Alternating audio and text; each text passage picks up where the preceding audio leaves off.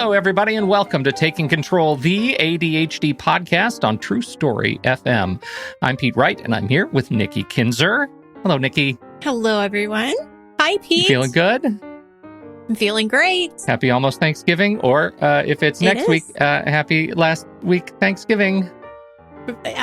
Happy post-Thanksgiving. Exactly. That's this, right. Time is doing what it's doing over the holidays, but we're very excited to be here, and thank you all for joining us. We've got a terrific conversation today with somebody for whom we have a great fandom.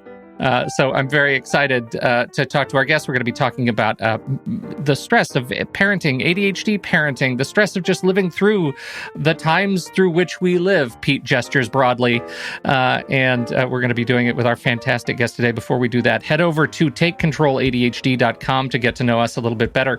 You can listen to the show right there on the website or subscribe to the mailing list, and we'll send you an email with the latest episode each week. You can connect with us on Twitter or Facebook at Take Control ADHD.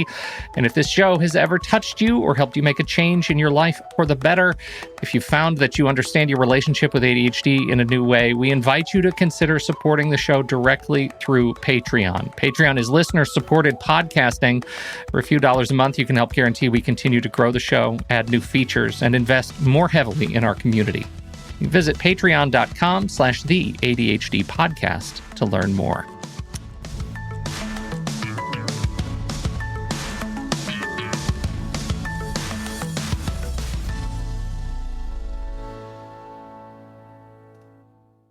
Dr. Sharon Saline has focused her work on ADHD, anxiety, learning differences, and mental health challenges and their impact on school and family dynamics for over 30 years.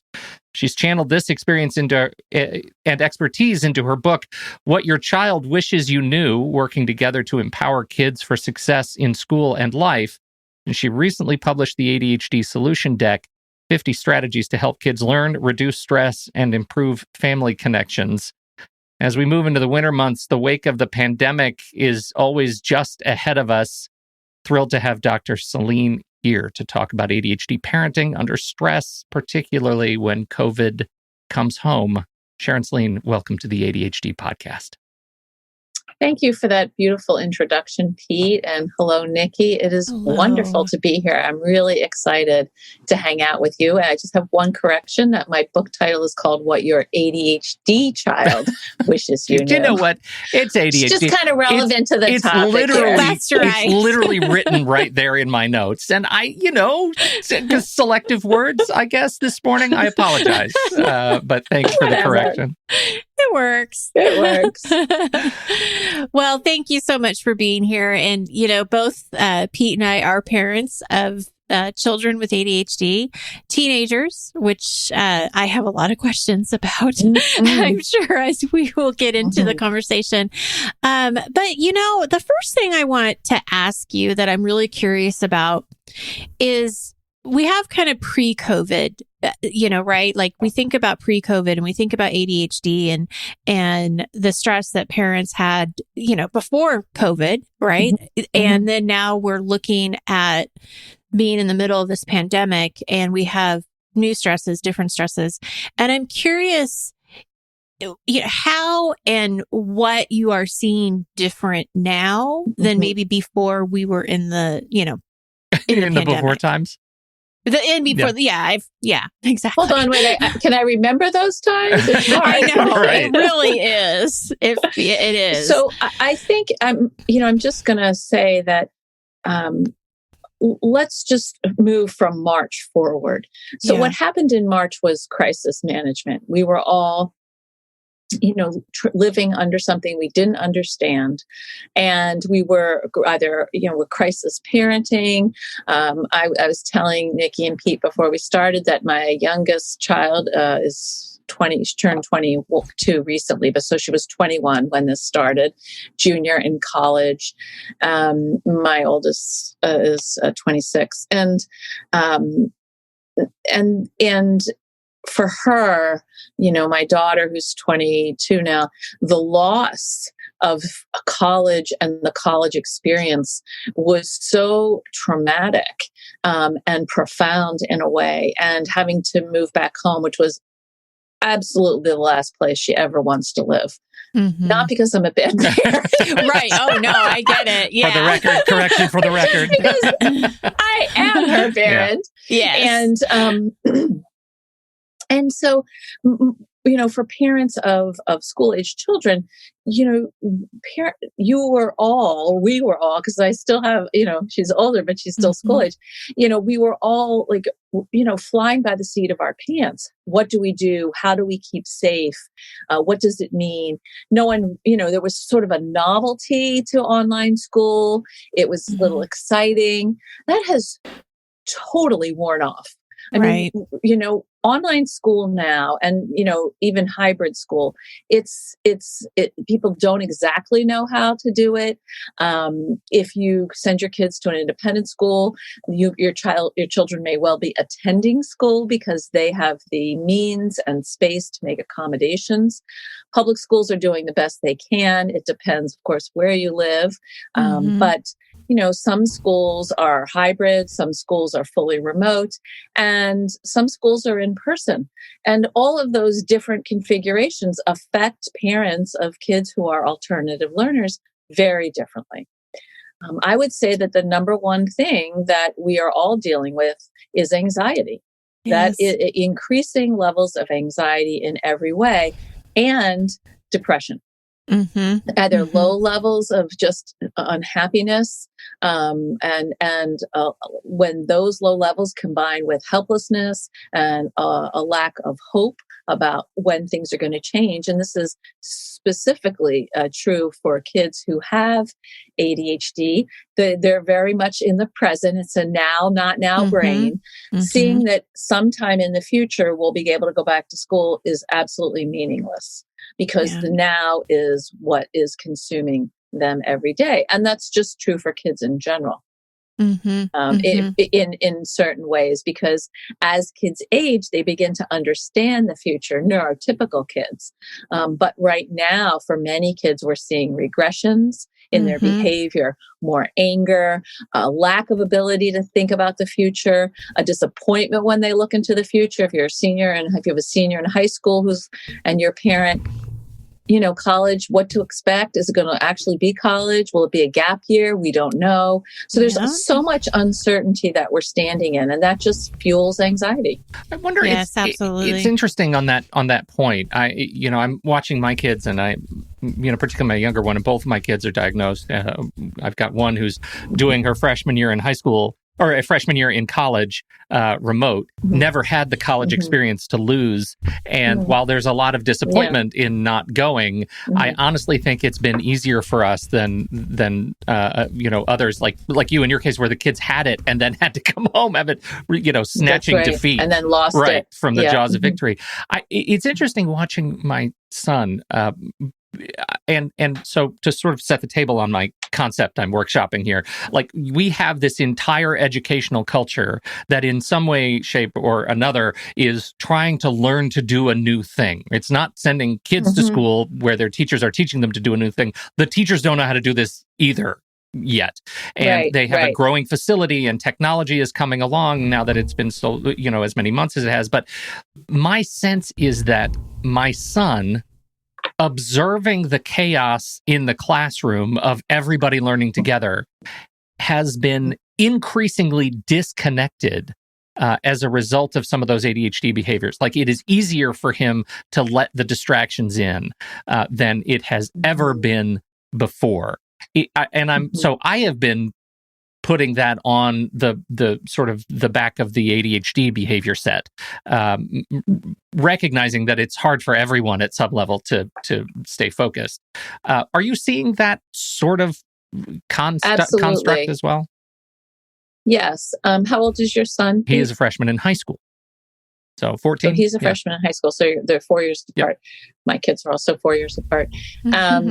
So yes, of course, I'm seeing many teenagers in particular who had adapted to a certain level of services with school, or a certain routine in how they paid attention and how they were able to attend to schoolwork and classes in person, struggling with the shift.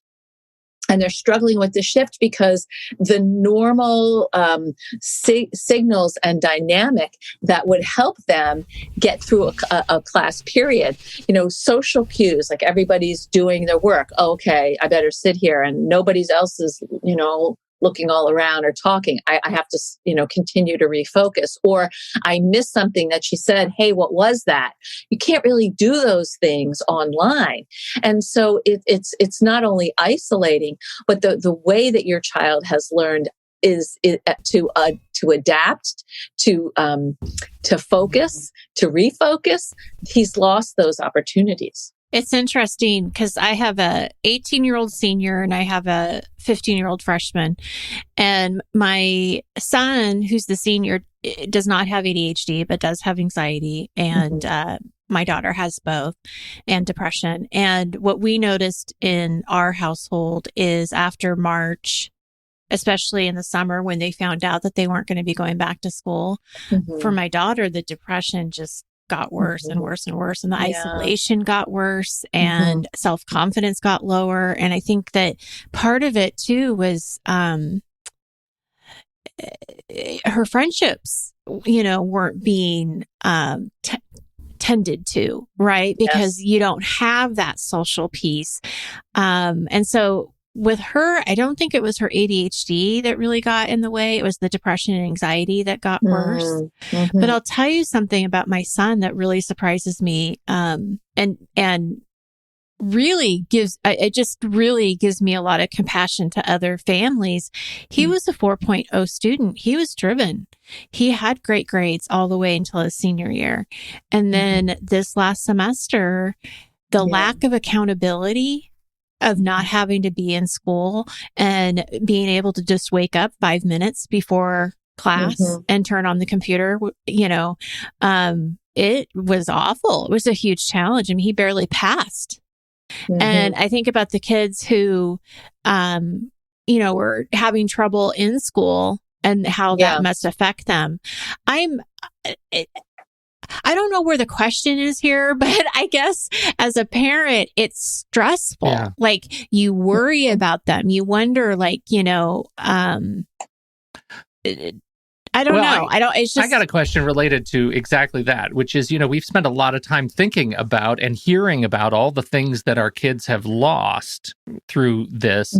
And so my question is there a way to compensate in some even small fashion for these things that they've lost? Like, how do we meet some of those needs, those behavior needs, those social needs, those reading the room needs, in the spirit of, healthy ADHD, keeping our ADHD brains healthy and thriving in this context?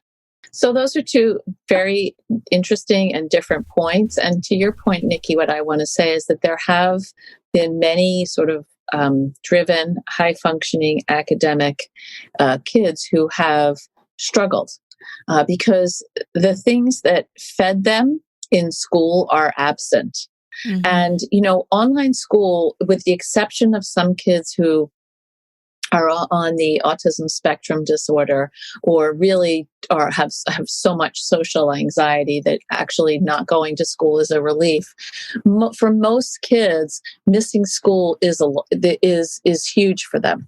And so I think that that there's a way, where you've sort of lost your footing. You've lost what was kind of helping you, keep going. So how do you replace that? And I think that's about setting new kinds of expectations together with your kids.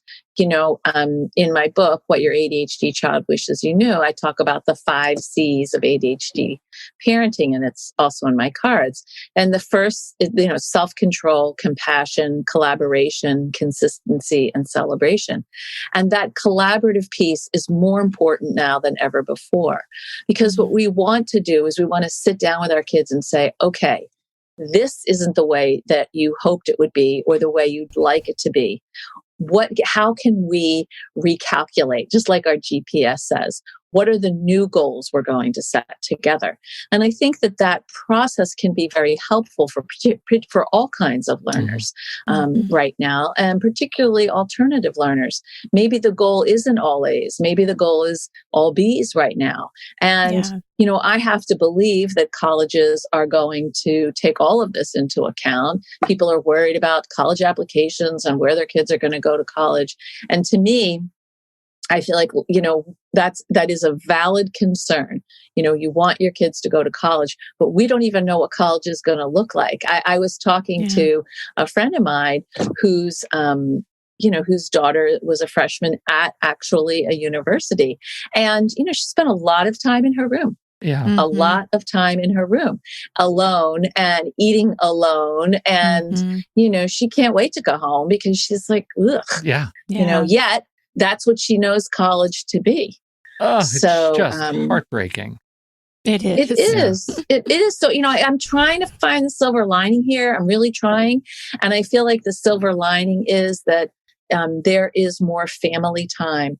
There is more time for parents to work on their attunement with their kids, basically their relationship, and finding things that you enjoy to do together. And yes, there's too many screens. I get it. But, have your kid teach you how to play their favorite computer game, or pick a show that you're going to watch together. So, or play a regular old board game, or, come up with a list of some things you can do together. Maybe it's plant, herbs in a pot for the winter in your house so you have fresh basil, or maybe it's, planning the Thanksgiving meal together, which of course, after this is aired, Thanksgiving will have passed, but Christmas and Hanukkah are coming. Kwanzaa. Right. So plan your meals together. Really sit down and think about, given our constraints, what actually would bring us some joy.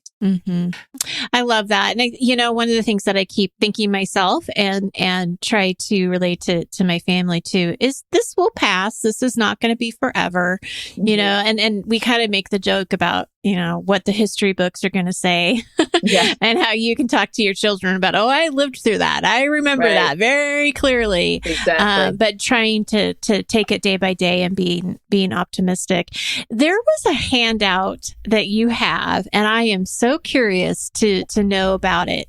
It says you can't stop anxiety. You change your relationship with it. Please tell us about that. Well, I would be happy to offer that as a downloadable to your subscribers. Oh, that would be great. Would like me to do that, and we can talk offline about it. So the thing about anxiety is a shapeshifter. So you're anxious about one thing, you figure out what to do about that one thing, and boom, you're anxious about something else. Do you ever see this with your kids? It's whack-a-mole. Oh, I see it with my kids and myself. Me. And myself. Exactly. It's whack-a-mole, right? You're playing, I got this. Oh, there's another one. And the thing is, we have to look at the process of anxiety, not the content. The content will continue to change. It's how you respond to your anxiety and how you talk to your worries that actually makes a difference. And so this idea that we're going to pay attention to the process, not the content, is critical, because one of the things that happens with kids is they come to you. They want you to reassure them. They want you to fix what they're anxious about. And you have your own limits. Right? And you can't make things go away. You can't protect them from life. Life has its challenges, its rewards. It has its joys, and it also has its disappointments. And a lot of anxiety is about the false alarm of avoiding disappointment. Right? I don't want to be disappointed. We don't want you to be disappointed. You're sad. And it's not that I think that kids should be disappointed 24/7. But if I ask you, Nikki, or you, Pete, what was something challenging for you growing up that you had to overcome? What would you say? Definitely the social aspects of it, I think. The caring so much about what other people think and where you fit in, and do you want to be what group you kind of want to be in. and for me, I didn't want to be part of the popular group. I wanted to be something different and more individual. But even in that was hard. Mm-hmm. Yeah. Mm-hmm. How about you, Pete? For me, it was absolutely, yeah. I mean, it was, and so much of it is colored by my ADHD diagnosis. So, you ask that question, the first thing that pops into my head is living through undiagnosed ADHD through middle school and high school and having nobody understand what was going on in my head, like just completely missing it. And as a result, to Nikki's point, I found myself taking it, like separating from others, going toward activities and sports that gave me more time to be alone because I didn't feel like I could live up to anything else. Mm-hmm. Right. And that makes me feel sad, parenthetically. And what I'm okay I now. is, like I really am fine. Right. Yes. Okay. So here's the thing. So I was bullied when I was in sixth grade. We moved to a new town and I was bullied really badly, actually. I mean, people put worms in my lunch. They spit on me just because I was just as smart as Benji, who turned out to be a total jerk, but whatever. Right. And it was horrible. And would I wish that on my children? No. Did that impact me in some way? Yes, it did. Okay. And what it taught me was a lot of empathy. It taught me that, I don't need to be one of the popular kids because my beautiful teacher, Mr. Telenoff, wherever you are, if you're still alive, he helped me. He put me in a group of three girls. We all had our seats, little desk together, and they became my friends. And that really always helped me in the future when I didn't know people or I felt uncomfortable. It was like, well, who are my friends? Let me focus on that. So this is a long-winded answer to say that our goal when dealing with anxiety is to build resilience. Resilience is the antidote to anxiety. And the way we're going to build resilience is not through reassurance, even though that's what we want to do. We want our kids to say, I'm afraid to go to school. I don't want to go to school. We want to say, oh, don't worry, you'll be fine. That actually makes anxiety worse. It sure does. What we want to say is, of course you're worried about going to this new middle school this year. You've never done that before. It's natural to worry in that situation. Let's think of some things you could say to kids that might help you feel better, or you could say to yourself. And learning to be able to talk to ourselves down from the ceiling when we're anxious, to know what we need to say when we're walking into a new work situation or, a new social situation where we don't know anybody. Like, okay, I'm a little nervous. That's good. It means I'm alive. I'm feeling some energy. And I'm going to tell myself that I have something to offer because I know I do. And then that's the reassurance we want to teach our kids, self-reassurance. And that actually leads to resilience because you can't be around your kids all the time to tell them things are going to be okay. Right? So the first thing is they have to learn how to talk to themselves. And the second thing is they have to actually basically tolerate the disappointment. They have to strengthen that disappointment muscle because it's being able to say, okay, I'm going to try this. It might work out. It might not work out, but I know that I'll be okay because I've been okay before. And the following thing in my long-winded answer here is that anxiety gives us amnesia for our previous successes. So we can't remember when we succeeded or what we did well or what was that thing I said that time that was so good. So we want to be able to help our kids identify those kinds of successes. Put a big Post-it on your refrigerator with some of those so that you can refer back to it. Or maybe have a wall of small Post-its of little successes that they can accumulate each week. And at the end of the week, you could take them down, but they could see what's gone well. These all help us, reduce the power of anxiety. I'm going to have to re-listen to that. Right. Well, that is so helpful because I can tell you it's so, I mean, just living with anxiety myself, I couldn't sleep very well last night. Right. So I had a really bad night of sleep. And the first thing I'm sorry. Yes. And the first thing my husband asked, who does not live with anxiety, said, so what were you worried about? What were you thinking about? I don't know. Everything, anything. I mean, that I couldn't sleep, that I could sleep. I had this interview that I have a full schedule. I have to do Thanksgiving. Oh, but I mean, everything. It's like you can't really name it. And, and then having he didn't say this because he knows me well enough not to say this, but I could see where you could easily say to somebody like a child, you'll be okay. Don't worry about it. It's a new day. You'll be fine. And you said, it doesn't help, but I love how you recognize the resilience, that it's okay to feel this way. It's okay to be upset that this isn't going my way. And then having that talk with myself that, well, I can take a nap if I need to, or I'll probably get a really good night's sleep tonight because I'll be tired. I mean, it switches the script for sure. Well, and absolutely. When that voice says, you can't sleep, you can't fall asleep. I have 10-year-olds telling me they have these voices. And the thing that they have to, what are we going to say to that voice? What are some actions you could do? Do you have Insight Timer? Can you do a meditation? Is there a book that a book near your bedside that you could read to distract yourself? Because anxiety doesn't want you to be distracted. Anxiety wants you to actually bend to the powerful negative statements it's saying.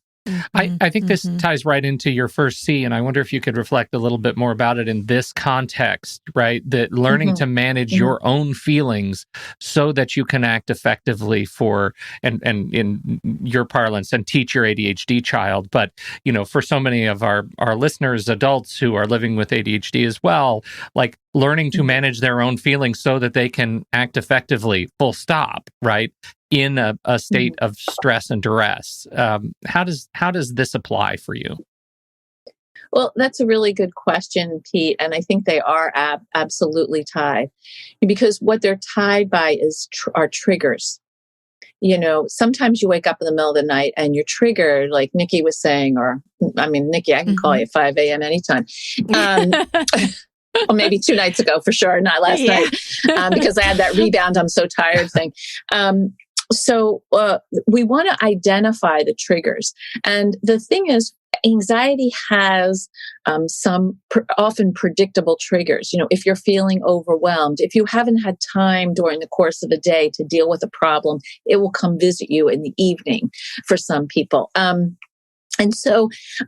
And that also goes with how we're going to manage ourselves when we're awake and conscious and we have big feelings. So what we want to do is to identify what the triggers are, and how we're going to identify them is maybe by content, but primarily through our physiological response. What are the signs in our bodies that we're heading toward that cliff where we're going to drop off and say things and act in ways we don't really want to? And we do that, and we can help kids do this too. Does your stomach tighten? Do you get a shortness of breath? Does your head start to hurt? Are you clenching your jaw? What are some of the signs that something's going on for you? You may not know what that something is, but if we know what to do about those body signs, that will help. And so what we want to do when we notice that we're revving up or someone else is revving up, that we want to slow things down. That's how we start to exert self-control. We want to have a list of things that we can do to help us calm down. Maybe we want to wash our hands or splash our face with water. Maybe there's a couple songs on our playlist that really help us get centered. It's like the inverse trigger. You're pre-programming. Exactly. Yeah. Exactly. Maybe I'm just going to go outside and walk up and down my driveway so I could get some fresh air. What are these things? Maybe I just want to sit down with my dog, and pet my dog and tell him that I love him and that he knows exactly what's going on for me. So we want to identify those triggers, and we want to have a calm down time, a calm down plan. Yeah. And that's, we want to have a few different options, because if you're at the grocery store and you're suddenly like in a panic about something, you're not going to be able to lie down on the floor with your dog. Right. So what are you going to do in that moment? What are you going to say to yourself? Do you need to just leave your cart by the door and go outside, take some deep breaths? What are your options? What's the 50 strategies that, no, well, don't tell me what all 50 strategies are. We'd be here all day.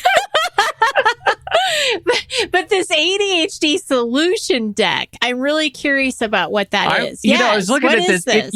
This published in March of this year. Is that incredible? Yes. Like, talk about a silver lining. Is that just good timing? Yeah, no kidding. This deck is my silver lining. There you go. Yeah. So, what I love about this deck is that it's a different way of getting information, right? Particularly for people with ADHD who may not read that book that is really great, but they just may not get to it, or they'll read one part of it.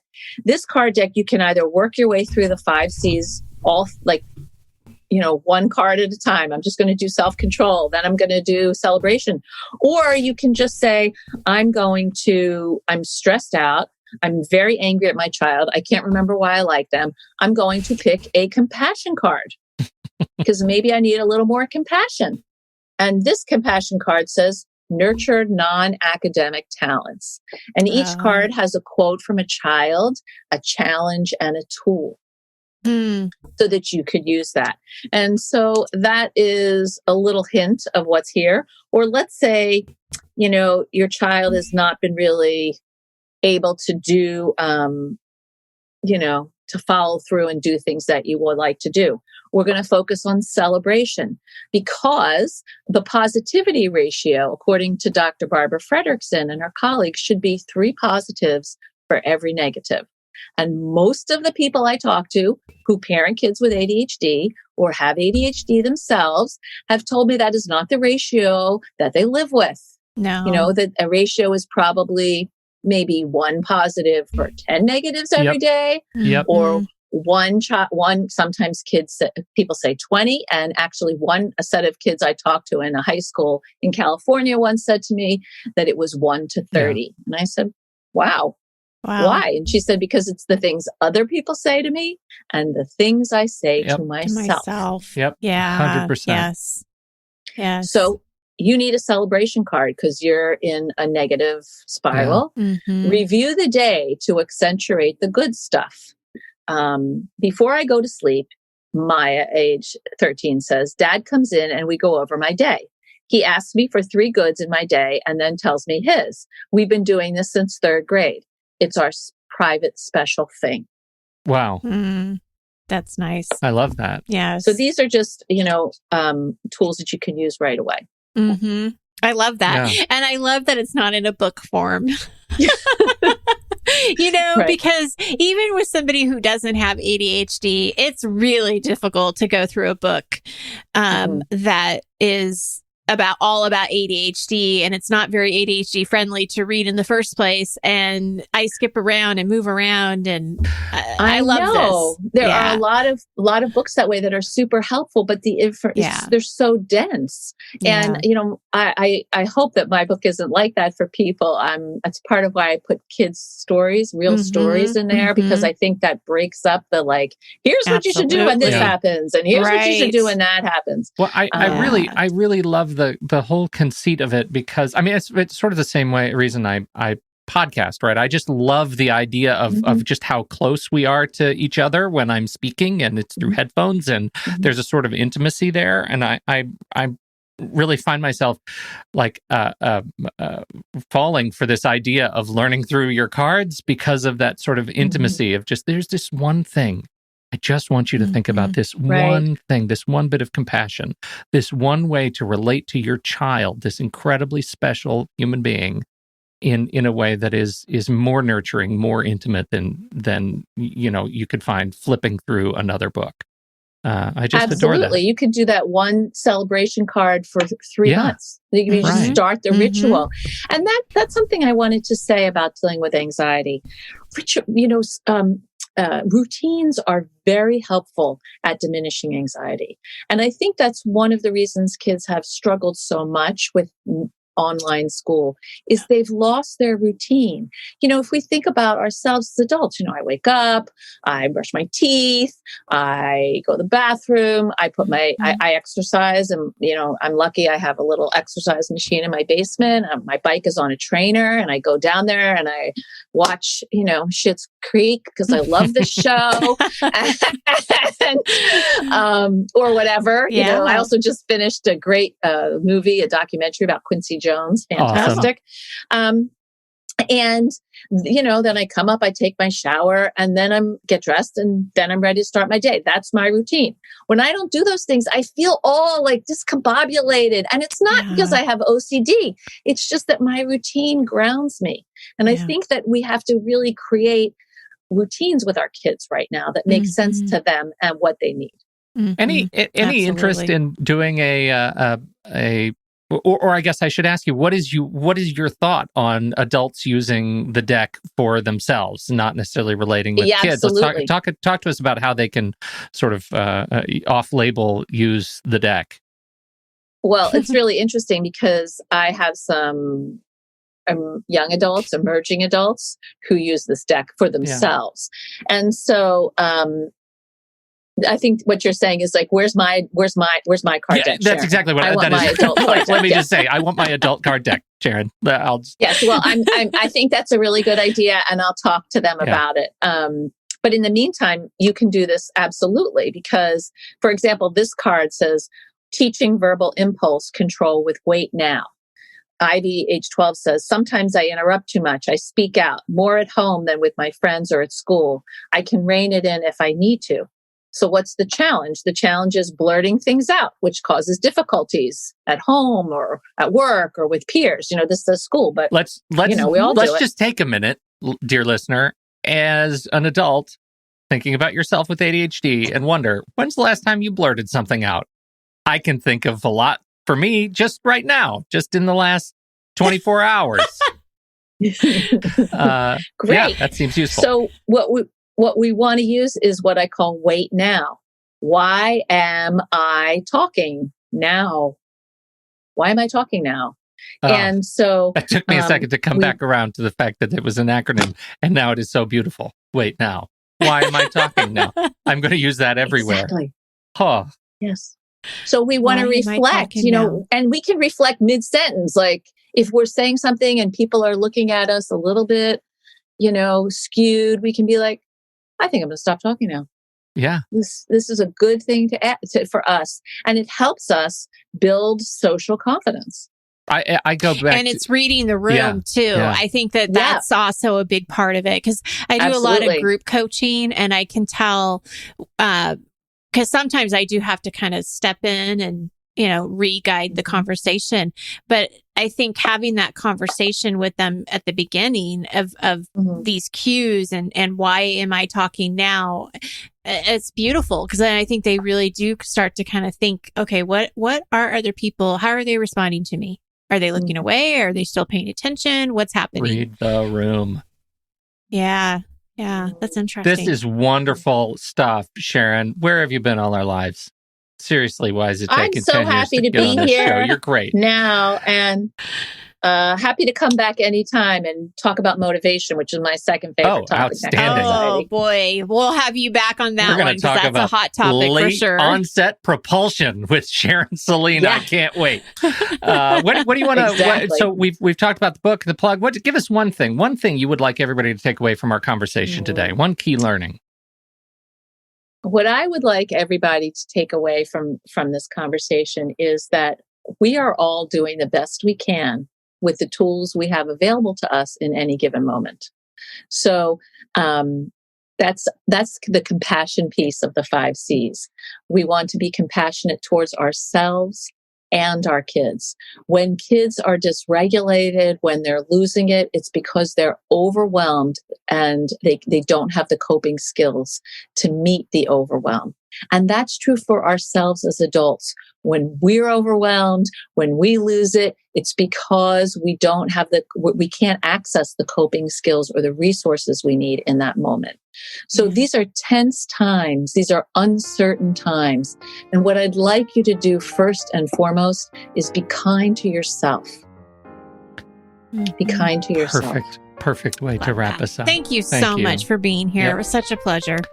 So great to be here and meet you. I love talking with you guys, with you guys, and just listening to your questions and your insights and your honesty about your lives. It's very touching for me. Thank you. We consider this the first of many.